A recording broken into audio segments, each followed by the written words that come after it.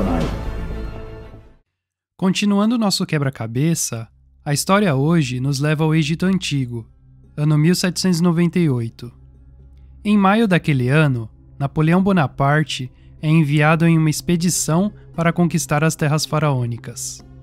Curiosamente, em meio aos 54 mil homens dessa empreitada, estavam pelo menos 150 sábios, cientistas, engenheiros e estudiosos, cuja responsabilidade era capturar não o solo egípcio, mas a cultura e a história egípcias que guardavam os segredos de Atlântida.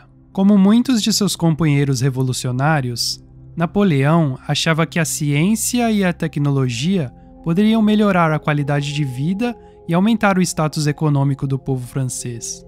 A primeira pergunta intrigante: como sabia Napoleão que havia tecnologia no Egito?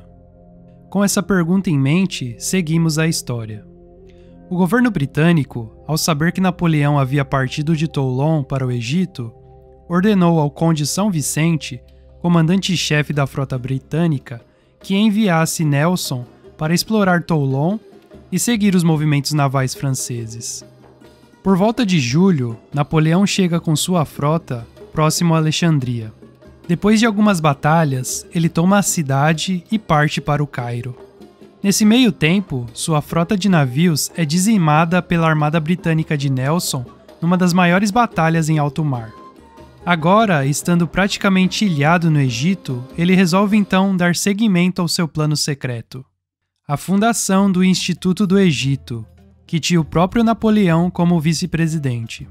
O Instituto foi dividido em 4 seções: matemática, física, junto com história natural e medicina, economia política e literatura e artes. Ele foi instalado em vários palácios elegantes em uma bela região do Cairo, perto do Nilo, e cercado por suntuosos jardins e lagos.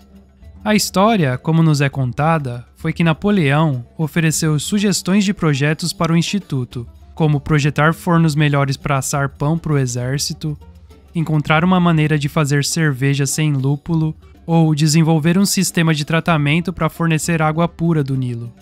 O fato, entretanto, é que Napoleão foi enviado numa missão de busca e dividiu seus homens em várias expedições menores, a fim de mapear o Egito.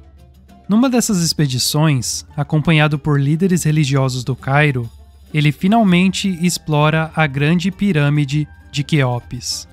Ele subiu através dessa passagem até chegar na Grande Galeria, que a história nos vende como sendo a tumba do rei. Mas por enquanto, deixemos de lado o real propósito das pirâmides. Ele será abordado mais à frente. Napoleão, então, pede para ser deixado sozinho e passa a noite dentro da pirâmide. Ninguém sabe ao certo o que aconteceu lá nesse período. Mas, na manhã seguinte, um dos generais notou que o rosto de Napoleão brilhava de modo inexplicável e perguntou se algo estranho havia acontecido. Bonaparte disse a ele para nunca mais mencionar isso novamente. Porém, quando estava perto de sua morte, ele chegou a comentar com alguém o que teria acontecido naquela época. Mas logo desviou o assunto dizendo: "Deixa pra lá, você não acreditaria." Interessantemente, em 2012, cientistas franceses estavam examinando o crânio de Napoleão quando fizeram uma descoberta surpreendente. O Dr. André Dubois estava procurando sinais de um distúrbio da glândula pituitária que pudesse ter contribuído para a baixa estatura de Napoleão, quando percebeu uma pequena protuberância no interior do crânio. Olhando mais de perto, ele encontrou um microchip incomum com cerca de 1/5 de polegada de comprimento embutido no osso. A julgar pelo crescimento ósseo ao redor do chip, os pesquisadores concluíram que ele deve ter sido implantado quando Bonaparte ainda era jovem. Os pesquisadores presumiram que era um microchip, pois não se parecia com nenhuma tecnologia conhecida, passada ou presente. Teria sido Napoleão sequestrado? Ele certamente nunca falou a respeito disso. A reviravolta interessante é que ele desapareceu por alguns dias no verão de 1794, aos 25 anos. Napoleão, mais tarde, alegou que havia sido mantido prisioneiro durante o golpe termidoriano, mas não existem registros de sua prisão. Em um período de tempo relativamente curto, ele subiu ao poder. Ele foi colocado no comando de todo o exército francês e o transformou em uma força bem-sucedida. Vitória após vitória o levou a se proclamar imperador da França em 1804. Ele conseguiu conquistar uma grande parte da Europa enquanto subjugava todos os que se opunham a ele. Suas estratégias militares estavam muito à frente de seu tempo, e o próprio Napoleão era um estrategista talentoso.